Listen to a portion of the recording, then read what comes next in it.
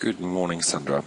It is Carl from InTouch, and today I will be showing you how to update your website. Now, first of all, you just go to your normal URL /admin and enter. As you can see, I've got two tabs open, your website and now the admin section. Now you just use the email address and the password that I sent you, login, and then you'll be facing all these little buttons on the left hand side. Here's the preferences where you can reset your password. Admin users, here you can set up some admin users. As you can see, these are the current admin users. Your vacancies, your news, manufacturers list. Let me show you what this is. This is your list of manufacturers, all the manufacturers that you currently have. Now what you can do, you can always add a product manufacturer. Let's say, we could just call it testing. And as soon as we save this, it will be shown in your manufacturers list, on the left-hand side down below. Let me just show you real quick. Here, for example, it will be listed in here if a product is attached to that specific manufacturer. So me adding this now will be superfluous and won't work actually. Okay, so let's get into the product categories that you're interested in. Let's go. Okay, these are the categories that you have exactly as per here. Let me just go back into these categories here. Let's go minus. Okay, all these categories that you see on the left-hand side here are the categories that you have here. This is basically the top level of categories that you have. All the subcategories of one of these main categories will be found in here. So let's say you want to change catering equipment. You want to change products within the food processes. So obviously you'll have to go through catering equipment, preparation and processing, going to food processes. Let's go in there quickly. So now catering equipment, I need to go to the next category. Food processing, wasn't that right? Let me just double check again. What did we say? Preparation and processing. Here we go. Go in there. And here you find all the products, the last categories basically. So here you can't go within another category because it has products in them. So here there's 4 items. Now I can go edit this category. Now I can rename it. Or I can go back again. Or I can go into the products. So now I click on the products. And there you have the list of products. So now I go add a product, select the manufacturer, which you are in control of on the left hand side as I've showed you earlier, and now I can select one of these, however. And then the product reference code, the name, the description. Let me show you how this would work, where they would be shown. The description is this information here. The name would be this, the reference number obviously here, and then the image should be, or it must be, 500 pixels by 500 pixels, as you see here. See, it's exactly 500 pixels by 500 pixels. That's very important. So if you upload a picture, it must be 500 by 500 pixels, not bigger.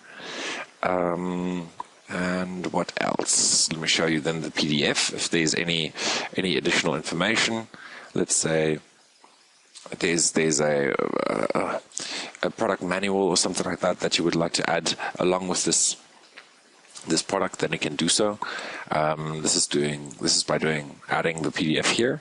Remember that the maximum file size should be 1.5 megabytes, and that's it. That's how you add products.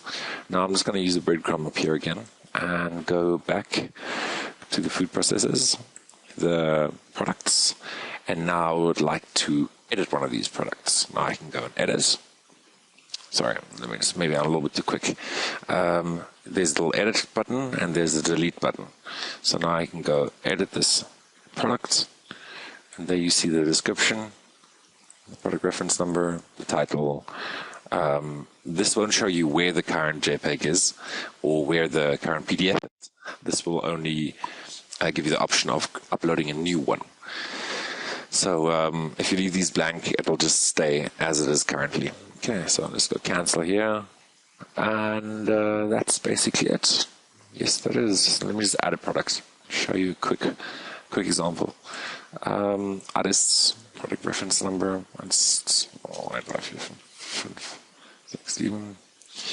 Product name. Let me just copy this. Let's go testing product.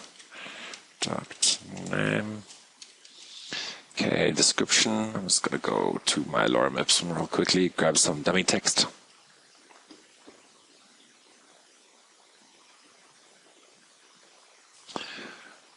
There we go. Copy. Paste. Now I can edit this, add paragraphs. Do whatever you want to. Remove the bold. Do some italics, underlines, strike-throughs. And now the JPEG. Now this is the tricky part. For this, I'm using Photoshop. And I'll show you now the Photoshop, for example. Let me just drag it over here so you can see how it looks. Now, in Photoshop, I will be creating a new file. Let me just close this one. I'll just create a new file, new. And they'll be prompted with a screen where you make it width 500, height 500. Okay, and then you drag your product, whatever picture you want to add in there. I'm just going to take an example picture here, real quick. There we go, and make it nice and big. And now I save it. Save it as JPEG. Wait, let me show you. Okay, save it, and then save it as JPEG. There we go. Or is it there? Save. And then it's going to ask you what the quality should be. It shouldn't be higher than 6. So make it 5 or 6. 5 is quite good enough. So now I'll save that to the desktop. And I'm going to minimize this again. And I'm going to browse to the desktop. Okay, go down here, find it there. And upload a PDF.